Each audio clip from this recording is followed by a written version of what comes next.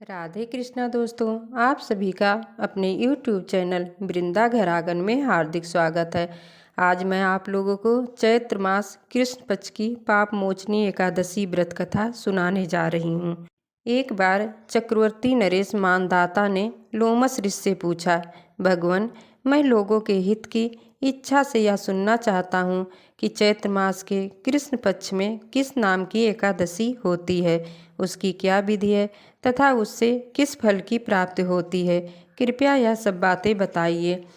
तब लोमस जी ने कहा, नृपश्रेष्ठ, पूर्व काल की बात है। अप्सराओं से सेवित चैत्र रथ नामक वन में जहाँ गंधर्वों की कन्याएं अपने किंकरों के साथ बाजे बजाती हुई विहार करती हैं, मंजघोषा नामक अप्सरा मुनिवर मेधावी को मोहित करने के लिए गई। वे महर्षि उसी वन में रहकर ब्रह्मचर्य का पालन करते थे। मंजघोषा मुन के भय से आश्रम से एक कोस दूर ही ठहर गई और सुंदर ढंग से बीड़ा बजाती हुई मधुर गीत गाने लगी। मुनिश्रेष्ठ मेधावी घूमते हुए उधर जा निकले और उस सुंदर अप्सरा को इस प्रकार गान करते देख सेना सहित कामदेव से परास्त होकर बरबस मोह के वशीभूत हो गए। मुन की ऐसी अवस्था देख मंजघोषा उनके समीप आई और बीड़ा नीचे रखकर उनका आलिंगन करने लगी। मेधावी भी उसके साथ रमण करने लगे।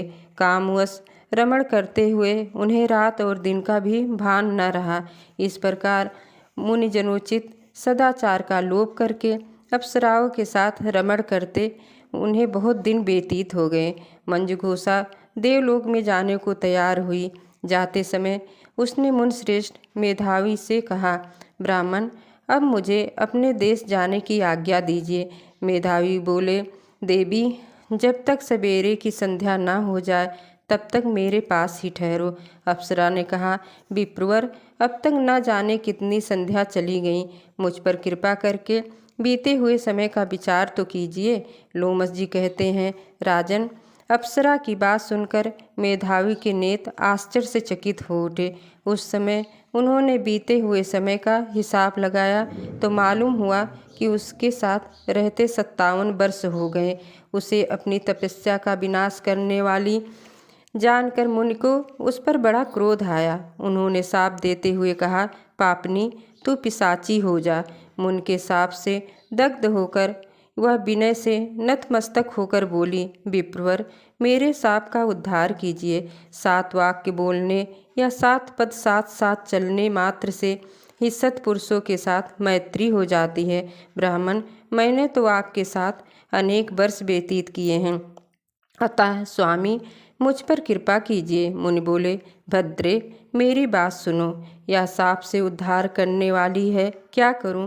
तुमने मेरी बहुत बड़ी तपस्या नष्ट कर डाली। चैत्र कृष्ण पक्ष में जो शुभ एकादशी आती है उसका नाम है पाप मोचनी। वह सब पापों का क्षय करने वाली है। सुंदरी, उसी का व्रत करने पर तुम्हारी पिशाचता दूर होगी। ऐसा कहकर मेधावी अपने पिता मुनिवर च्यवन के आश्रम पर गए। उन्हें आया देख च्यवन ने पूछा, बेटा, यह क्या किया? तुमने तो अपने पुण्य का नाश कर डाला। मेधावी बोले, पिताजी, मैंने अप्सरा के साथ रमण करने का पाप किया है। कोई ऐसा प्रायश्चित बताइए जिससे पाप का नाश हो जाए। च्यवन ने कहा, बेटा, चैत्र कृष्ण पक्ष में जो पाप मोचनी एकादशी होती है उसका व्रत करने पर पाप का विनाश हो जाएगा। पिता का यह कथन सुनकर मेधावी ने उस व्रत का अनुष्ठान किया। इससे उनका पाप नष्ट हो गया और वे पुनः तपस्या से परिपूर्ण हो गए। इसी प्रकार मंजघोषा ने भी इस उत्तम व्रत का पालन किया। पाप मोचनी का व्रत करने के कारण वह पिशाच योनि से मुक्त हुई और दिव्य रूप धारणी श्रेष्ठ अप्सरा होकर स्वर्गलोक में चली गई। राजन, जो श्रेष्ठ मनुष्य पाप मोचनी एकादशी का व्रत करते हैं उनका सारा पाप नष्ट हो जाता है। इसको पढ़ने और सुनने से सहस्त्र गोदान का फल मिलता है। ब्रह्महत्या, सुवर्ण की चोरी, सुरापान और गुरपत्नी गमन करने वाले महापापी भी इस व्रत के करने से पाप मुक्त हो जाते हैं। इसलिए सभी को पाप मोचनी एकादशी का व्रत अवश्य करना चाहिए।